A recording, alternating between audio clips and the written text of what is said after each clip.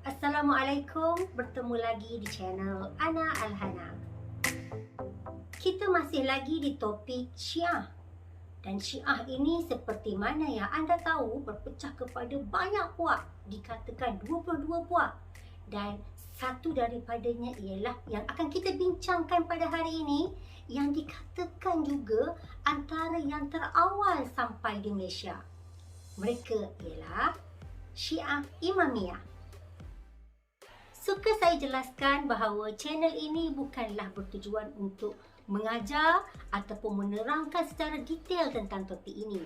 Tetapi ia lebih kepada membimbing anda untuk mengingati fakta supaya tidak keliru antara satu kumpulan Syiah dengan kumpulan Syiah yang lain.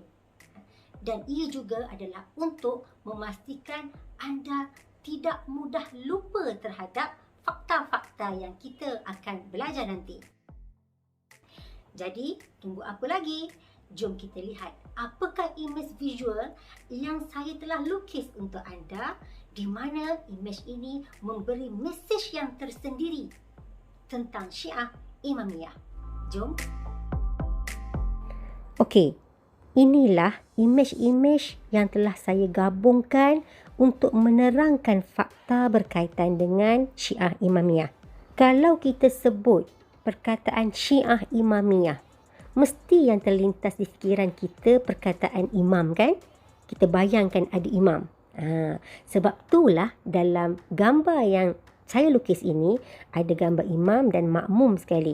Sebenarnya dalam Syiah Imamiyah ni, mereka mempunyai pemimpin yang mereka panggil sebagai imam. Dan jawatan imam ni sangat special. Sebab itulah dalam lukisan saya, kedudukan imam tu siap ada pintu gerbang special lagi, khas. Dan tertulis di dalamnya, anugerah Allah, jawatan imam dan ahlul bait sahaja. Apa maksudnya ni? Bagi Syiah Imamiyah, jawatan imam ni adalah anugerah Allah. Bermakna Allah yang pilih siapa imam itu dan Allah yang lantik. Samalah kedudukannya dengan jawatan Nabi. Sebab Nabi pun Allah yang pilih, Allah yang lantik, kan? Betapa tingginya darjat imam di sisi Syiah Imamiyah. Yang seterusnya ada perkataan Ahlul Bait sahaja, kan? Untuk pengetahuan semua, Ahlul Bait ni adalah satu istilah khas yang membawa maksud kaum keluarga Rasulullah SAW.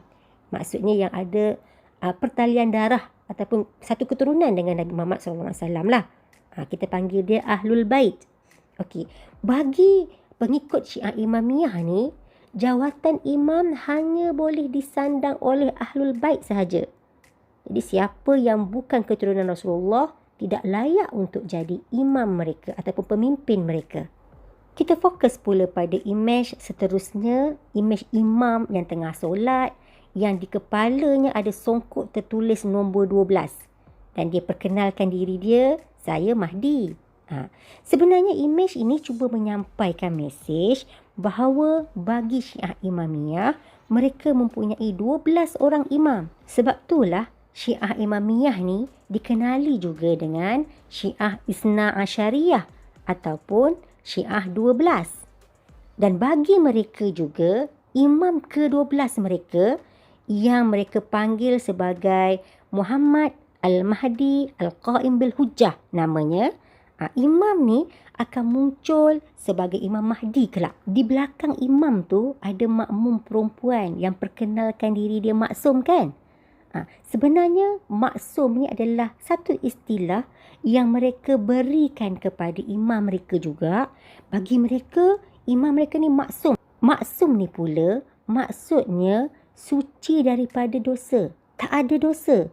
Samalah dengan Nabi. Sebab itulah kedudukan imam sama level dengan Nabi bagi mereka. Cuma yang membezakannya ialah imam mereka tidak menerima wahyu.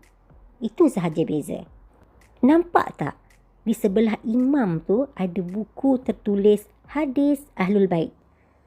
Sebenarnya yang ni bagi Syiah Imamiyah, mereka memang beriman dengan hadis, tetapi mereka terima hadis Ahlul Bait sahaja.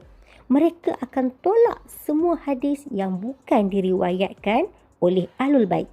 Next, kita beralih pada imej seorang lelaki tengah pegang rotan dan bagi arahan, mu, taat. Dan satu lagi imej seorang perempuan yang sedang menjual di kedai takoyakiyah. Dan pada perkataan kedai takoyakiyah tu dibulatkan ta-ki-yah, kan? Sebenarnya dua-dua imej ni nak menjelaskan tentang dua istilah yang popular digunakan oleh Syiah. Yang pertama, mut'ah.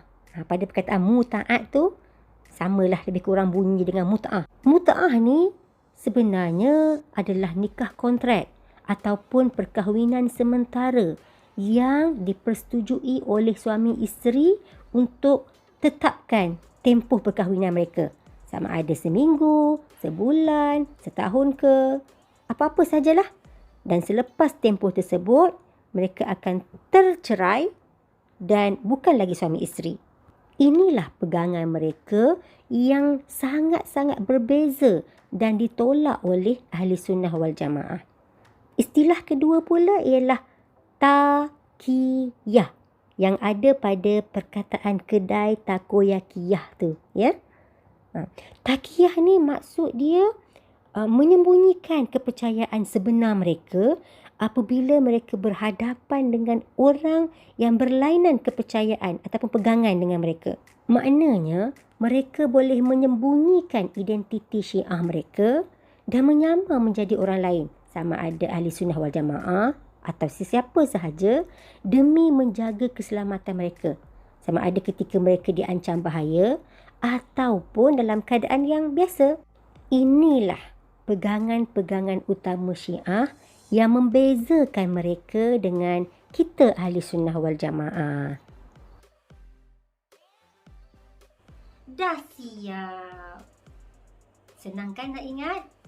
Saya harap anda dapat mengambil manfaat daripada penerangan video ini. Semoga dapat mengingatkan anda dan mengelakkan anda daripada keliru tentang fakta-fakta tentang mana-mana puak Syiah yang ada. Sekian dulu sekali ini. Assalamualaikum.